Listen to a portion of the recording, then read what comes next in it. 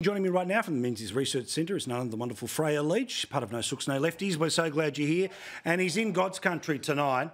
Tweed Heads, the South Tweed Club in particular. South Tweed Sports, I know it very well. Other side of the river. If you just go the other side of the road and move your way down, turn left, you can make your way to Seagulls. You keep going up the road, you go to Twin Towns. But where you are right now, great smoking balcony, just turn left and go around the corner, mate. You are in God's country in New South Wales. You can have a bunger while playing the pokies. So enjoy yourself, my friend.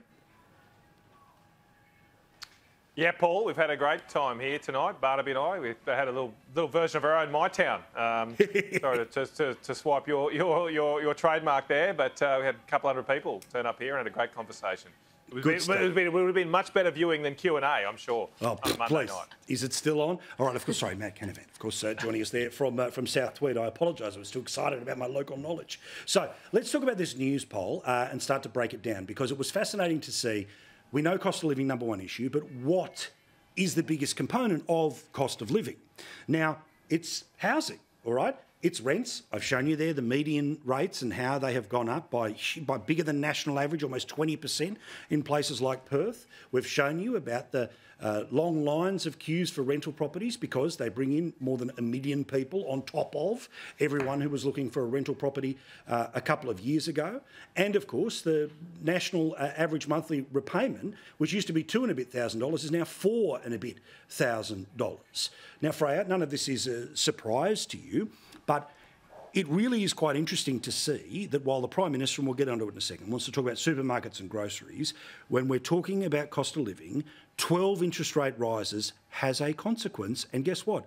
They know the government is kind of responsible. It's refreshing to see, to be honest, because I think for a long time we saw the RBA starting to hike rates, but it was like, when are people going to realise? When are they going to wake up and realise this is actually the result of reckless Labor spending? And I think now when your hip pocket is affected, and keep in mind, it's not just challenging to rent, it's virtually impossible. Correct. And it's not just challenging to repay your mortgage, it is almost virtually impossible as well. The interest you're paying on your mortgages has probably tripled over the last 2 years. And if you don't mind me saying, for people like yourself that are trying to get in and around the market, the set of financial difficulties and the loans and the housing stock and who you're competing with means we're kind of back to the 90s in terms of how steep that thing is. It's not 17%, but it's quite a steep climb. And the question is now, and I think this is going to be really critical for the coalition going forward,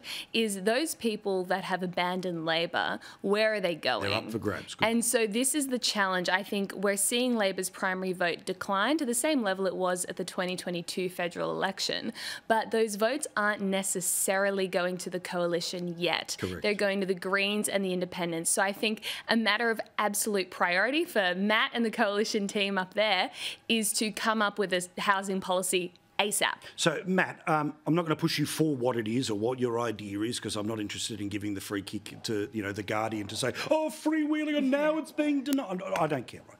But how important is it that people in and around who want to see some votes change here don't just rely on people being peed off with the government. They've got to see that there's another option than the government. Well, you're absolutely right, Paul. And look, I was out door knocking this afternoon in Nerang with our LNP state candidate Bianca Stone and Heather. I met a lady called Heather, and she can't find a place to live. She's having to stay with a friend right now. There simply isn't enough homes in Australia. Freya's exactly right. The reason there isn't enough homes is that this government has lost control of our borders.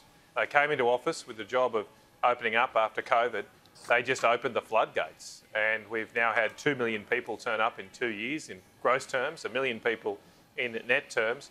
That rate of migration is more than double what we presided over when we were in government. I'm not including the COVID years, obviously taking those out, just the non-COVID years that we were in government. About 225,000 people a year would come in net terms. It's now around 500,000 for the last 2 years. It's ridiculous. And now Anthony Albanese is saying, oh, I'm going to reduce it. I'm going to reduce it down to 250,000, which is still 25,000 more than average. Peter Dutton saying, let's take it below 200,000. Let's get back. Let's catch up a bit.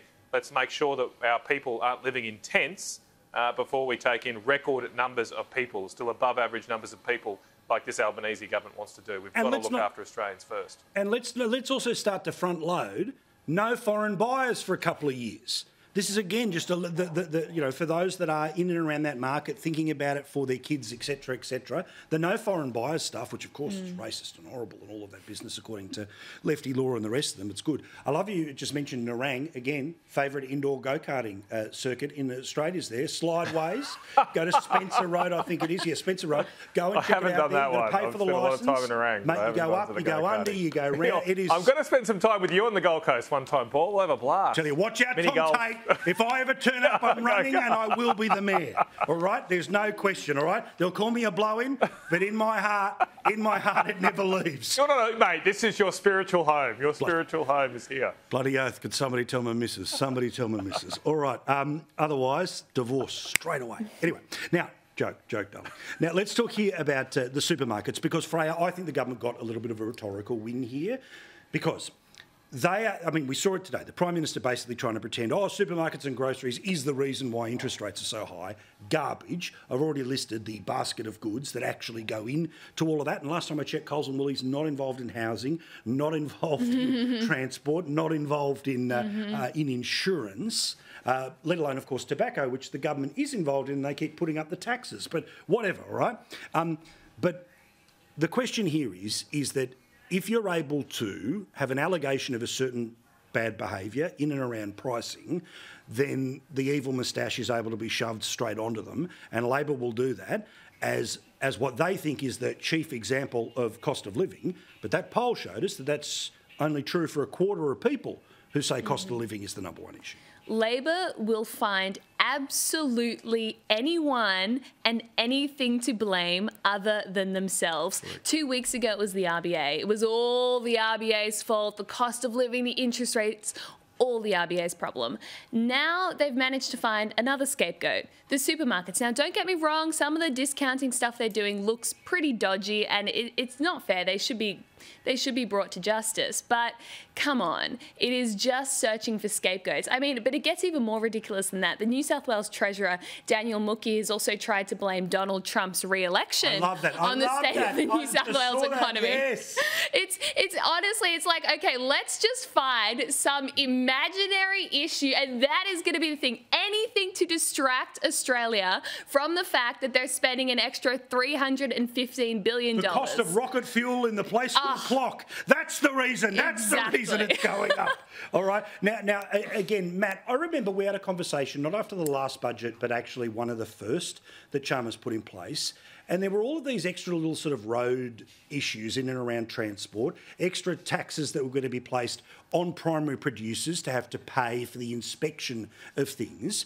Now, again, I'm not defending companies that pretend to have discounts but are not actual discounts, right? They're behaving like a jeweller from sort of 20, 30 years ago. We all remember those stupid sales, or the Persian rug joint that's going out of business for 7 years. But let's be honest here. This government has done things to add to the cost of everything in the supermarket, including the cost of the energy to produce all of the things in the supermarket. Well, just do a check on that. That's an excellent point, Paul. You can check that for yourself when you go through and look at what are the things that have gone up most in value in the supermarket aisle. The number one, the one I see that blows my mind all the time is cheese. Cheese has become so much more expensive. Just a standard block of cheese is up by well over 20%, according to the ABS. I think it's more than that sometimes. And so why is things like cheese gone up so much? Yogurt's gone up, dairy goods have gone up, bread's gone up. The products that have all are processed and use a lot of energy, like milk, like cheese, they've gone up more than other things like fresh fruit and vegetables, fresh beef. All those things haven't gone up as much. They typically go up and down in cycles. But the stuff that needs energy, needs to stay refrigerated, needs to be processed, that's gone up by a fortune. And it's gone up because of this government's terrible energy policies that have taken a country with beautiful and bountiful energy supplies, some of the lowest power price in the world, and now we're basically at the other end of the spectrum there. So we're all paying for that. And obviously the Prime Minister's looking for a life-saving raft here because of that. I'm not excusing Woolies and Coles either, but they're obviously not scared of what the Labor Party's doing. They're continuing to act like this despite the threats of a mandatory code of conduct, which is a wet lettuce form of regulation. I do think we need tougher competition laws, real competition laws, like what Peter Dutton and us are proposing to introduce divestiture powers here like the rest of the world has. I think we then get a change of behaviour from the major supermarkets. But also, there's another issue here too, right? And Peter Malinowskis, I'll never forget, Peter Malinowskis, People's Forum, week before the South Australian election, okay? Now, he could have fallen into the elbow trap, which he did before the 22 election, which was to say, I promised to bring prices down, I'm going to, every single item is going to come down. He said, look, government's not involved in everything, we're not responsible for everything, so I'm not going to promise something that can't be delivered. Freya, how politically toxic do you think is the Prime Minister's promises in 22 that failed to deliver? The expectation, that slide that I show every couple of nights, right?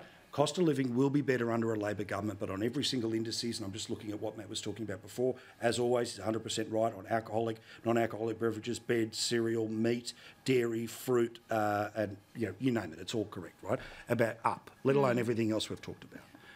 We talk about it, we're aware of it, but how potent do you think it is in the general community that they were promised something better, or is that just something that those of us that follow the detail are aware of? Well, I hope it's not. And I think we do. Well, it's hard to tell because we live in this politics bubble, and anyone watching this program right now. The grains of sand on the beach, other people just drive past the beach. Exactly. But I do think that Albo has completely lost all credibility on energy policy. Before the federal election, he promised that your household power bills would go down by $275. He promised that, and Matt can fact check me on this, but I think it was on 92 occasions 100%. He repeated that. I don't think people will have forgotten. And when I'm active on TikTok, and I'll post stuff about cost of living. That, but I understand. I know, but look, that's where Gen Z is, so that's where we have to be as well. And the stuff I post... just say that to annoy my mate Trevor, who loves it. It's pretty addictive. The content I post about cost of living resonates so strongly. It always does well in the algorithm. People engage with it, they comment. And so I think people are waking up. The question is whether they remember the promises that were made before the last election. But that's why people like you are so important, Paul, to hold them accountable. Come back every night.